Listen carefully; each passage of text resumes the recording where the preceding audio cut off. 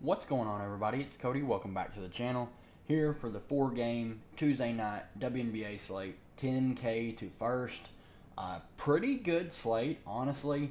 A lot of playoff implications on the line. These games are going to start to matter a lot more as we get closer to the end of the season.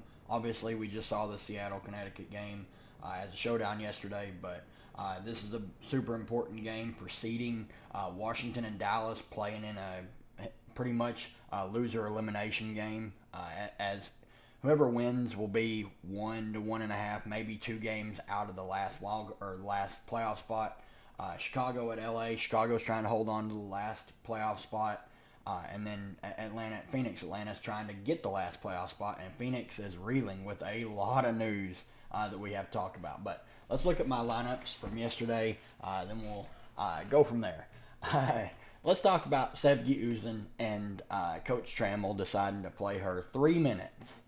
Even though in the first half, J.C. Sheldon picked up 2 quick fouls and was not playing that well. Now, I will say, in the second half, J.C. Sheldon played extremely well. Like, it didn't translate a lot to the box score. She was playing really good defense, and she did have a couple steals. She made a couple baskets. So, I understand in the second half, but Uzun entered the game with 1 minute left in the first quarter and left 1 minute into the second quarter. Like, it didn't make any sense. Obviously, like, she was 40%, so she absolutely was a chalk mega bust even at 3,800, but it really just didn't make any sense to me, especially after how the last 3 games had went. But still finished top 75 with a stone cold 0. Caitlin Clark went nuclear. Arike went nuclear. Asia truly went nuclear. Misha Hines Allen was a little bit of a letdown at 5,200. I was pretty high on her even after she wasn't starting. And then Dorka was the best value on the slate. Then my other lineup, it just missed the cash. I think this is actually it. Yeah. It didn't show it, but I played Caitlin Clark, Diana Taurasi, Satu, Nat Howard, and then the 2 values for Minnesota. So it just missed the cash, but still made a little bit of a profit there. Let's look at these odds. Obviously, they already got the Wednesday game for the Fever up, but let's see. The first game that's not on here is the Storm at the Sun. Connecticut's 2.5-point favorites, over under 160.5. Mystics at the Wings, 4.5-point spread, over under 170.5. Sky at the Aces, 11.5-point spread, over under 163.5. Dream at the Mercury, 1-point spread, over under 158.5. So let's kick it back over here. Like I mentioned at the start of the video, this is a pretty fun 4-gamer. I'm getting this video out really early. Obviously, news could change. You'll definitely want to be in the Discord, especially tomorrow. I'll be updating news throughout the day. I'm just going to be gone the rest of the day today into the early hours to the Rangers baseball game. So had to get this out early. There's going to be a lot of news that we're going to talk about. And then the live stream, I'll be live before lock tomorrow night.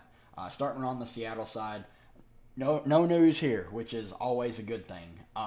They're starting 5. NECA, Lloyd, SDS, Ezzy, and Gabby Williams are really the only plays that I would consider. I guess you can consider, I take that back, I guess you can consider Russell and Whitcomb. Whitcomb's playing 10 to 15 minutes off the bench. She can hit some threes. Russell, she's playing 10 to 15 minutes off the bench. But even though they are cheap values, I do not think they're going to be needed on this slate. With the news we're going to talk about later, Jordan Horston at 6,900, I have absolutely zero interest in. Her minutes are evaporating fast just because they're playing Gabby Williams over. So 6,900, I have zero interest. Gabby at 6,600, I'm probably staying away. Her price continues to rise, even though like she's not shooting the ball well whatsoever yet.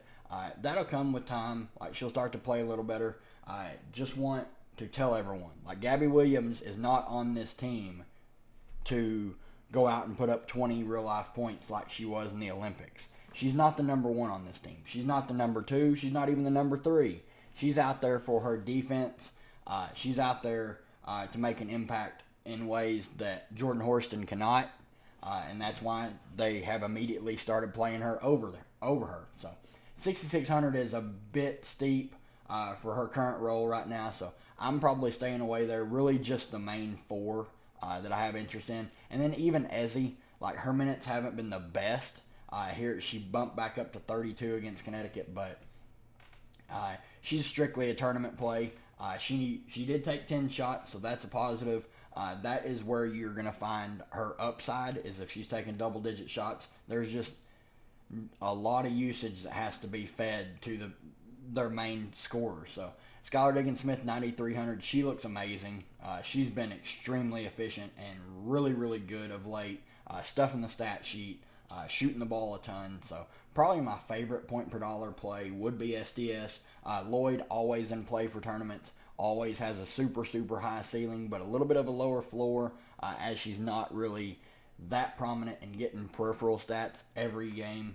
She can get them, they can spike, but she has like this three peripheral stats, maybe one stock, but she's going to shoot it the most on this team on pretty much a night-to-night basis. And then NECA at the top, super consistent.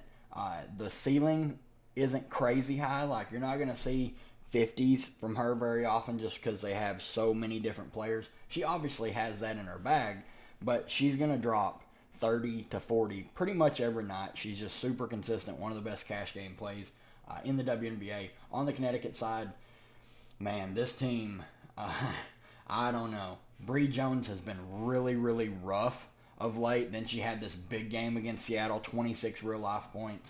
7,600, I like her again, but she's been really inconsistent. Ty Harris is fine. She played 28 minutes. We did lose Alyssa Thomas for a little bit, so I did think that bumped her minutes up a little bit. But Dejanay Carrington is the best guard on this team, like safety-wise for minutes. She's been playing over 30 minutes pretty much every game. She's the best defender by a pretty wide margin, so she's going to be out there mostly for that, but she obviously can score as well.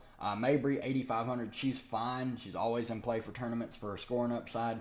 DeWanna Bonner's minutes haven't been the best, under 30 in the last 3, and they've all been relatively pretty close games. Like, only took 5 shots here against Seattle.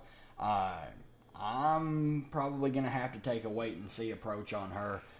With them adding Mabry, it always leaves someone out in the cold. And it looks like Bonner will willingly be that player being left out if need be. And then Alyssa Thomas, 10.7K, got hurt in back-to-back games. She did come back here against Seattle and continue, but pretty concerning. It's not ideal. So at 10.7K, I think there's better plays in the slate. Everyone else on this team, I'm pretty much out on. Moving on, Washington at Dallas. On the Washington side, Shakira Austin is still technically out. I think she's getting pretty close, like return to game action soonish. So I think there's an outside chance that she might play against Dallas. I don't think she will, but there's always that possibility. Brittany Sykes got hurt in the last game. No mention of her it being a serious injury or anything. So I would expect her to play. 9,400. It's against Dallas, the Fantasy Carnival. So priced up, but firmly in play. Ariel Atkins, 8,100. Probably the best play on this team, just because her price is really affordable for a player of her caliber. Dolson, 7,900, would look fine against Dallas. Aaliyah Edwards at 6,700, assuming Austin is out, would be one of the best value plays on the slate. SWK pretty much out on. Same with Van Loo and Samuelson. Like I mentioned, they just pull from each other. And then Emily Ingsler. Have to mention her, 5,900. She's just super efficient in the time that she's given. If she's going to play 18 to 22 minutes, like, she's probably going to get you 18 to 20 fantasy points. So I don't mind her at 5,900. On the Dallas side, really just the big four. Those are the only 4 I have interest in. Sheldon's minutes, apparently she's going to play pretty much the whole game. So, but then the next, when you play her at 5,400, she may only play 10 minutes or 19 minutes.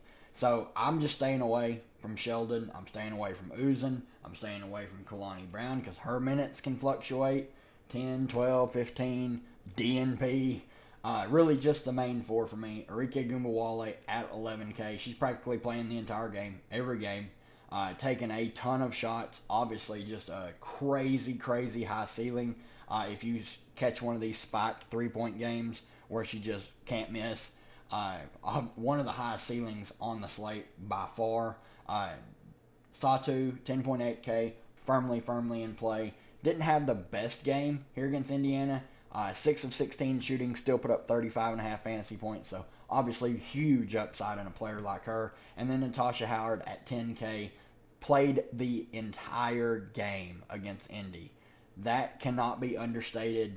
5 of 16 shooting and still almost put up 40 fantasy points. 9 assists as well. That's crazy. If she's going to play close to the entire game, she has like ridiculous upside at 10K. So definitely keep that in mind.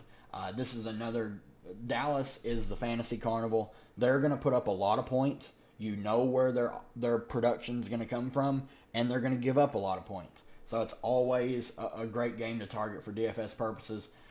Big T, 23 fantasy points in 28 minutes. Minutes did tick up a bit for her in a super fast-paced game, so that is encouraging to see. Would expect 25 to 28 minutes from her going forward as they try and make that playoff push. They already play a super tight rotation, but they can't afford to really lose any games if they want to try and make the playoffs.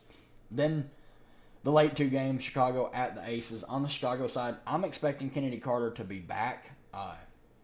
This will be pushing about a week for her health and safety protocols, COVID-19, being out for COVID-19.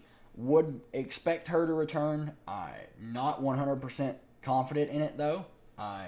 They're being really cautious with it. If she comes back, she would look great at 10.2K. She absolutely nuked against the Aces. Obviously, we know their defense isn't the best, and Carter will immediately step right back in and be the number one on offense. Angel Reese, 10.5K. I think she's firmly in play against the Aces. She's going to grab her rebounds. If she has a good shooting game, she can absolutely pop any slate she's on. 47 last time out, and she shot 6 of 16. So, obviously, big ceiling on a player like her. I think Camila Cardoso's in play for tournaments. Lindsey Allen, 7,500, I'm out on. Oni Enwer, 6,500, I'm out on. And then everyone else would, like Banham, DeShields, Jefferson would only be in play if Carter was to be out.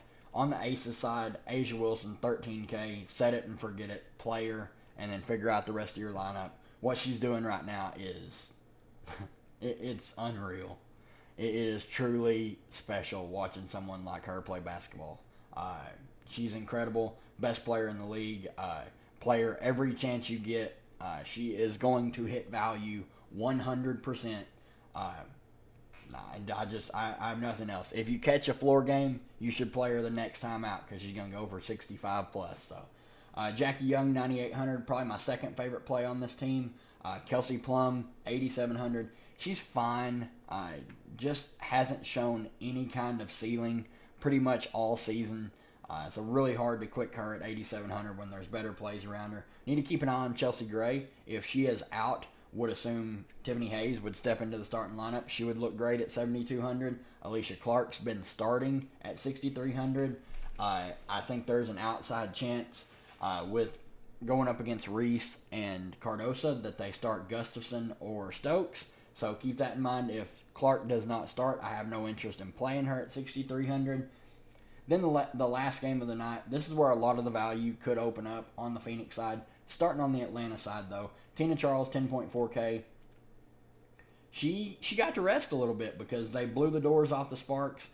She was on pace to absolutely nuke once again, just like this game against Seattle. She wasn't going to go for a triple-double, but she was easily going to go for 50-plus. She looks fantastic at 10.4K. Not afraid of her going up against Phoenix whatsoever. Ryan Howard, 9,900, had a good shooting game. Put up almost 40 fantasy points in 32 minutes. Obviously, the ceiling is there for a player like her. Alicia Gray, 9,200 though, that's the only worry. Price is starting to really get up there, but the minutes, she's practically playing the entire game. Jordan Canada, 8,300. I think she's firmly in play as well. She's going to play low 30s minutes. And then Naz Hillman's probably going to play right around 30 minutes as well. She got pulled in the blowout, which tells me that she is their clear-cut starter going forward. The main five, really the only ones I have interest in. Their starters are going to play big minutes. Now on to the Phoenix side. Look at all these red outs. So Rebecca Allen is still probably a week and a half away from returning. Osborne's still out. DT and Natasha Cloud both are going to be suspended unless one of their technicals get rescinded. They're not getting rescinded. All their techs have been earned. So both of those players are going to be out.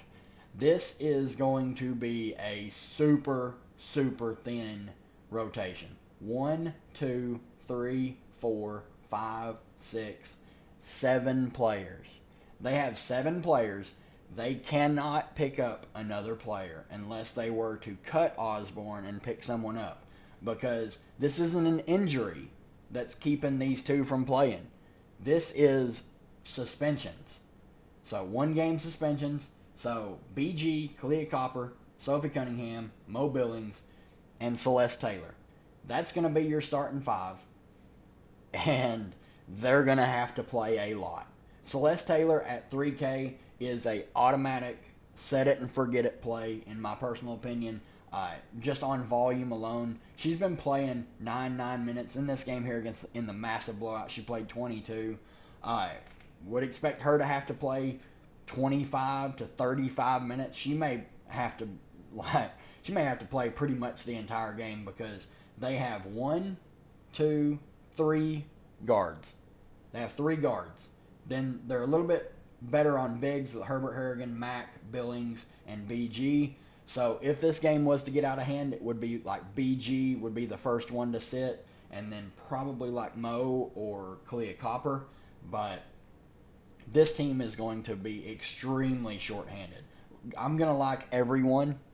If this game stays competitive, BG looks great. Kalia Copper looks great. Sophie Cunningham looks great. Mo Billings looks okay. Her usage just isn't the best. Mack and Herbert Harrigan would look fine off the bench. Celeste Taylor, though, would be my favorite play on this team. They're just the starters are going to have to play big minutes, assuming this game stays competitive. But that's going to do it for me, guys. If you enjoy the content, leave a like on the channel. It really helps out the channel grow. Hit the subscribe button if you haven't already. We are on the road to 600 subscribers now. But good luck to everybody, and we'll see you guys in the live stream tomorrow.